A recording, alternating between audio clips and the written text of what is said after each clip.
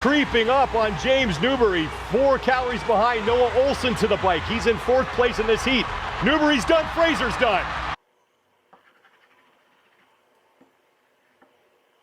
And there you have it, the CrossFit Games 2019 is done. Just like that. And now we've got to wait another year to watch it all again. So I'm going to delve straight into the video and talk about the final day of events at the CrossFit Games 2019, how things panned out, who ended up on the top of that leaderboard, and just what I thought of the competition this year, what I thought regarding the cuts, the top threes. So starting off the day, there was a swim and paddleboard event, which was a 1 kilometre swim and a 1 kilometre paddleboard. So on the team side of things, Invictus wrapped up that 1st place position. Mayhem Freedom took 2nd place, and 3rd place was CrossFit Krypton. Now CrossFit Krypton are putting on a string of really good performances now, and they really need a strong finish for the latter part of the day to enable them to hold on to that 2nd place spot. Now Mayhem Freedom have wrapped things up. Their point difference is absolutely huge. There's no way anyone's catching them. So for them to finish 2nd again in the swimming event when they've got Taser, who isn't really a great swimmer, she came in quite far behind the other 3 teammates, yet they still came 2nd on the leaderboard. So just goes to show how strong their swimmers are.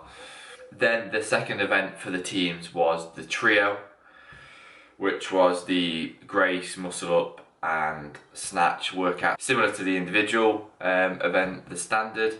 And Mayhem Freedom just put on a show for the crowd. They looked awesome, they looked really good, and to be honest, this year they've looked so dominant, so dominant. I can't see any reason why they should stop. Like, if they come back next year, I'm sure they'll probably win again. They did announce though at the end, Fronin mentioned that Dre Storm is actually retiring, so he's only done 1 CrossFit Games. He's going to be undefeated, 1 and done. In 2nd place in that event was CrossFit Krypton, who seemed to have cemented their place on the podium, and then 3rd place was Invictus. In the overall standings, that is how it ended up. So CrossFit Mayhem Freedom were topped by, they were on 819 points. CrossFit Krypton were in 2nd place with 621, and then Invictus were in 3rd place with 547 points. So in the end, there actually was quite a separation of points. Mayhem Freedom just dominated throughout though. So business as usual for Mr. Fronin and his crew. And then some more medals to take back to Cookville. If you are enjoying this video, please remember to smash that like button and subscribe to the channel, An Average CrossFitter. Now, moving on to the women's side of things, where things seem to be wrapped up before the final day, bar Toomey doing something daft, which she never does. In the paddle and swim event, Tia took number 1, being the Australian she is. She was great in the water, great on the paddleboard. Hayley Adams took 2nd place. Now, she is having an unbelievable game. I know I keep saying it, but this girl is 18 years old. And she's holding her own in a lot of these events. So she took 2nd place. Shadbourne took 3rd place. 4th place was Jamie Green. She really needed to get a strong position to hopefully get on that podium before the end of the day. And then in 5th place was Amanda Barnhart. Moving into the Coliseum for the ladies, they had Dave Castro announced the next 2 workouts, which was Ringer 1 and Ringer 2, which was 2 separate workouts back to back.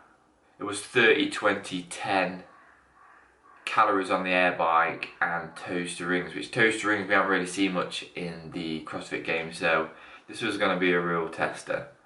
After that it was straight in, well, little rest, and then it was straight into Ringer 2, which was 15, 10, 5 of burpees with a ring touch, jump and ring touch, and overhead squats.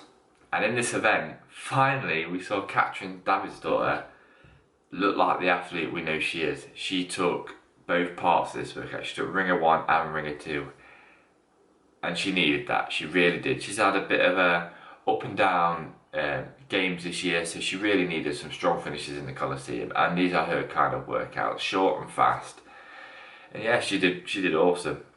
In second place in Ringer 1 was Shadbourne. Third place was Kristin Holt, who again she's hanging on up there. She's really hanging up there, and it'll be to see if she can get onto that podium. Fourth place was Tia, and in fifth place was Hayley Adams again. So another good strong finish. Ringer 2, obviously I said Katrin took that number 1 spot. Amanda Barnhart took second place. Third place Tia took. Fourth place was Helga Daughter, and in fifth place was Hayley Adams. So she took fifth place in both of them events. Again, some very strong women. Moving on to the final event of the day on the women's side was the standard. Well, for both individuals was the standard, which was Grace, 30 clean and jerks, 30 muscle ups, and then Isabel, 30 snatches. This was going to be a tough one. Second place was Jamie Green. Third place was Anna Frakow from Greece. Fourth place was Kristin Holt, and in fifth place was Carissa Pearce in that event. Tia put on a show in that last event, touching going on some of the final snatches, putting on a show for the crowd, and then afterwards, she is. And an interesting thing the commentators said afterwards: have we seen the best of Tia-Clair Toomey? And the scary thing is, I don't think we have. She is an unbelievable athlete, and she's just going to keep getting better and better. So overall, on the women's side of things, let's start with sixth place, yeah, shall we? Because I need to talk about Hayley Adams. She finished sixth place in the first ever CrossFit Games with the women. That is an unbelievable show, and she should be like ridiculously proud, and I'm sure she is. So hats off to Hayley Adams. In fifth place was Carissa Pearce, who had a really strong CrossFit game. She was up there in the majority of the events. In fourth place was Katrin Stavisdor, and I was so glad she broke into that top 5. After a rocky couple of days, she really did deserve to kind of put on a show with that remaining 10 athletes after the cuts. So she took fourth position. In third position was Jamie Green from New Zealand. So yeah, I was really happy to see Jamie Green do well. She put on a string of really good performances in the last couple of days to kind of bump herself up. So she took a third position. Second place was Kristin Holt, who, yeah, she's had a really good year. She did really well in the Open, she did really well in the sanctional events, and now she smashed the CrossFit Games and came second to get her first ever podium finish. And then that number 1 spot obviously went to Tia-Clair Toomey, who looks unreal. Like you could not catch her. Like there's certain events which she knew she wouldn't do as well in, but she just still placed highly. And in the event she knew she could kind of just dominate, she did exactly that. She just dominated the whole field. And now finally, to wrap up the men's side of things. Now, I for one did not expect the men's this year to be this close. Like, I thought maybe on the women's side, but same as the teams, I just expected Matt Fraser just to run away with this competition, and it was not going to plan at all. So going into the final day, Matt Fraser still didn't have that leader jersey. Noah Olsen had a bit of a points gap. It wasn't much, I think it was 15 going into the final day. Anyway, first event, the swim with paddle, you're thinking Matt Fraser's really got to come out hot here. And he finished behind Noah Olsen. So first place was Matt McLeod, the Australian. Honestly, McLeod and Toomey just seem to be on their jollies on their holidays. Like, you can tell they're so comfortable in the water and on the paddleboard. They were there streamlining after each other. They were like 3 or 4 minutes ahead of the second place, and they actually eased off as well. Second place was James Newbury, also from Australia. There's something in the water there. Third place was Noah Olsen, which just goes to show he really did help hold his nerve, and that was a brilliant finish for Olsen. Fourth place again was BKG, who he's been so consistent throughout the whole of the games. And then in fifth place was Matt Fraser. So again, that opened up a bit of a points difference with Noah Olsen going into the final couple of events. Moving back inside then to the Coliseum on the final day, you expect Matt Fraser to come out hot. And boy did he come out hot. So going into Ringer 1 was the calories on the air bike and toe to ring touches. James Newbury went out like a rocket, like he went out ridiculously fast, and he seemed to pay for it in the Ringer 2. Fraser pretty much matched him and only came second marginally to take the second place position. Third place was BKG. Fourth place was Noah Olsen, so that point gap narrowed slightly. And then in fifth place was Jacob Hepner. Going into Ring of 2, James Newbury just absolutely died. Fraser just went out again like a steam train, took that number 1 spot, hold everyone off. Second place was BKG, third place was Scott Panchik, fourth place was Jacob Hepner, and Noah Olsen was all the way down in fifth place, which you wouldn't think that was a bad thing last day of the games, but with only being 10 people in the field and the point separation between each finish being a lot bigger, that caused Matt Fraser to finally take that leader's jersey heading into the final event. So he's gone from the first 2 events on Friday having a leader's jersey to not wearing it all for the whole of the CrossFit Games, then finally going into the final event, the standard, which was the Grace, Muscle Ups and Isabel. He finally got his leader's jersey back, and boy was he happy. So going into the standard, you kind of knew Matt Fraser would be good on the barbell stuff, but then you knew Noah Olsen would be good on the gymnastic stuff, so it was going to be interesting to see how that race panned out. Matt Fraser held off a really good pace on the Grace clean and jerks, and then went unbroken on his first set of muscle ups. Noah Olsen broke the first set of muscle ups in 5.5 before they moved on to the next 10. Matt then broke 5.32, which then it looked like maybe he burnt himself out a little bit, but then Olsen started breaking as well. Smashed the final set of 10 muscle ups, went on to the snatch, did the first 10 touch and go, and Matt Fraser was just, he knew he'd done it then, so he just started putting on a show.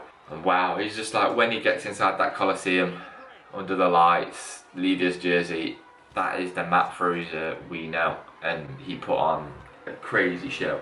And taking nothing away from Noah Olsen, he was right there. He was, on that last workout, he was probably only, I think 5 or 6 reps behind Matt Fraser to take that second place in the workout.